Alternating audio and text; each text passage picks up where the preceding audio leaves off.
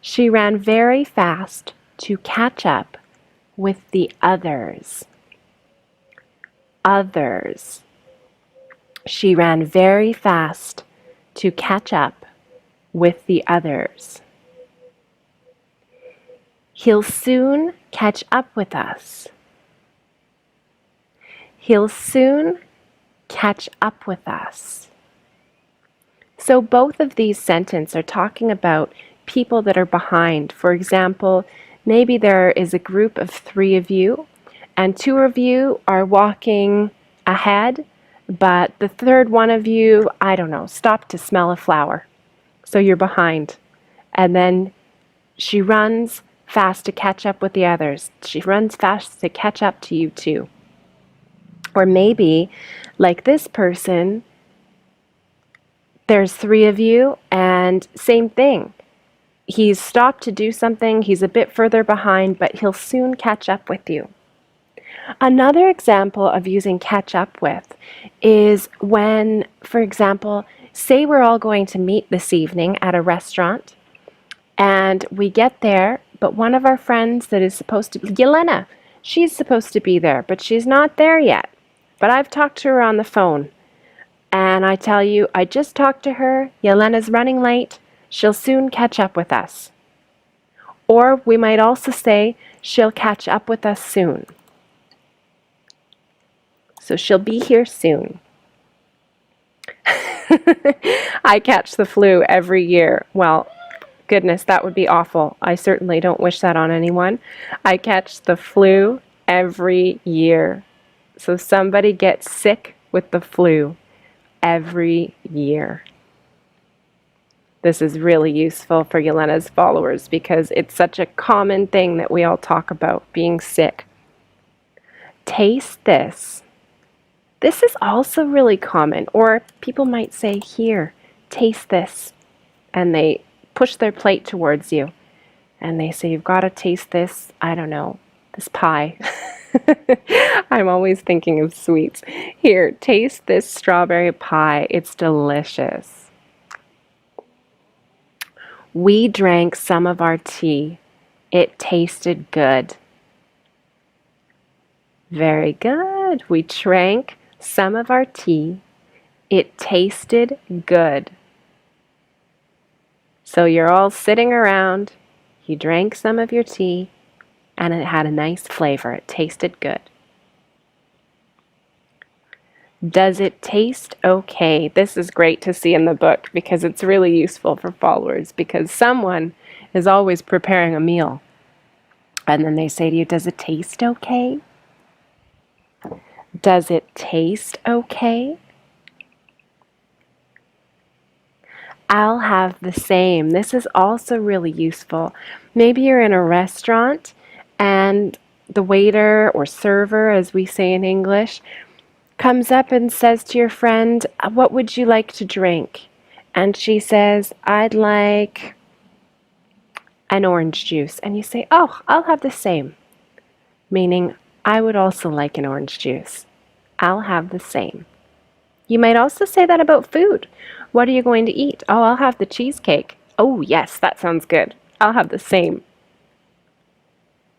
You could also say, I'd like to order the same, or I'd like to order the same thing. I'd like to order the same thing. I can afford one, but not both. This is good to see. This is someone who is smart with their money. I can afford one, but not both.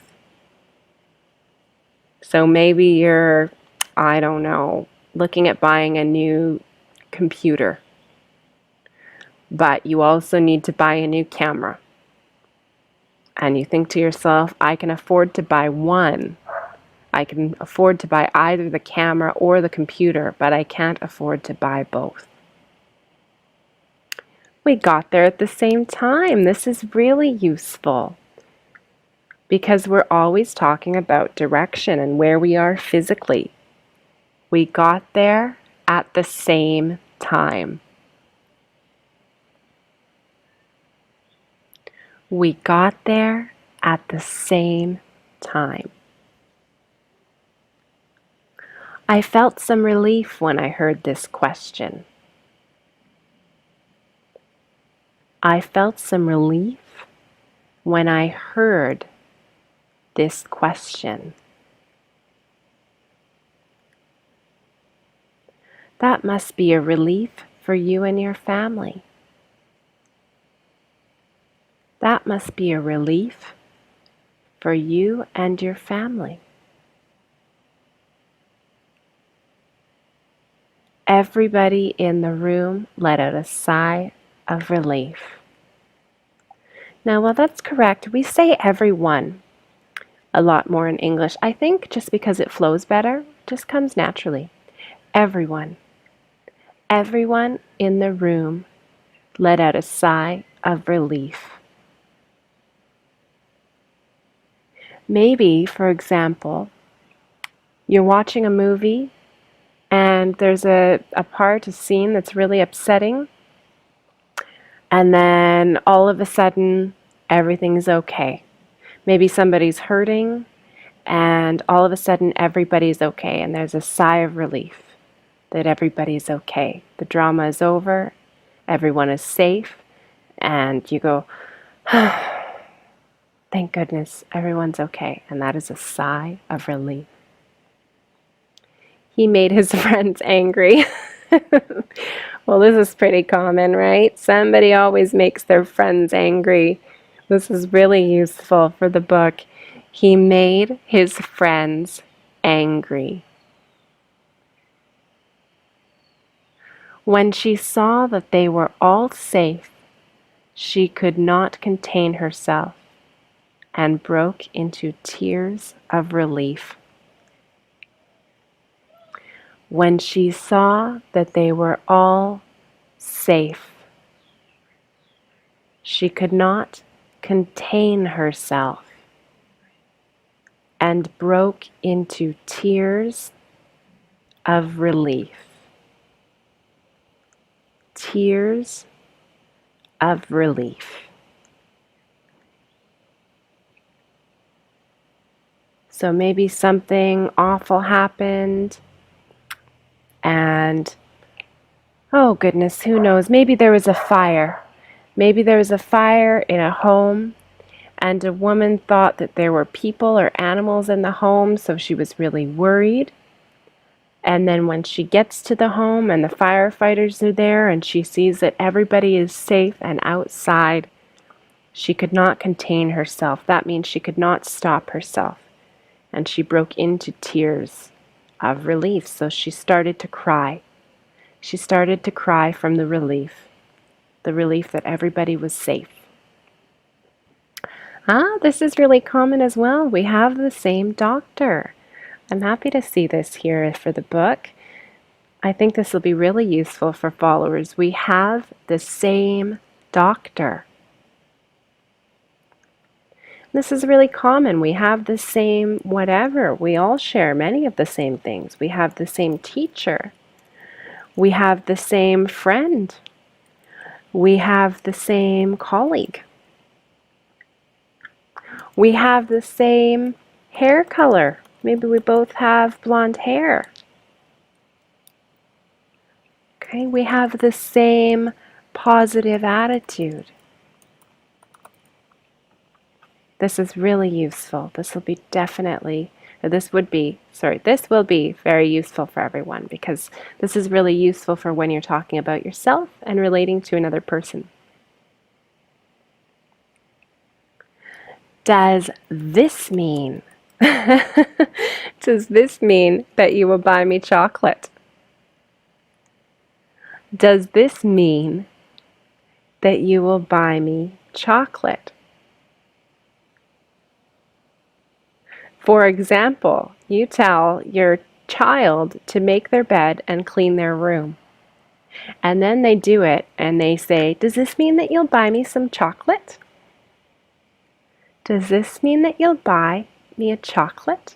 Me a chocolate or some chocolate, right? It depends. I really like chocolate. I'm happy to see this because I think it's really common. I myself really like chocolate. And I am very keen on chocolate. So same thing, you really like chocolate.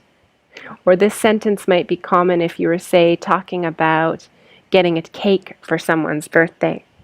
And you say to me, I think that we should get a vanilla cake. And I say, I'm very keen on chocolate. Meaning, I think we should get a chocolate cake. I am a real fan of chocolate. Yes, I am. I'm a real fan of chocolate. That means I like chocolate a lot.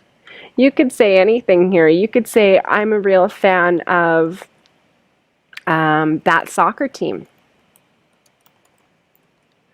Or I'm a real fan of, let's see, the New York Nets. But you could also say, I'm a real fan of chocolate. Just means you really like it. I don't like your taste in color.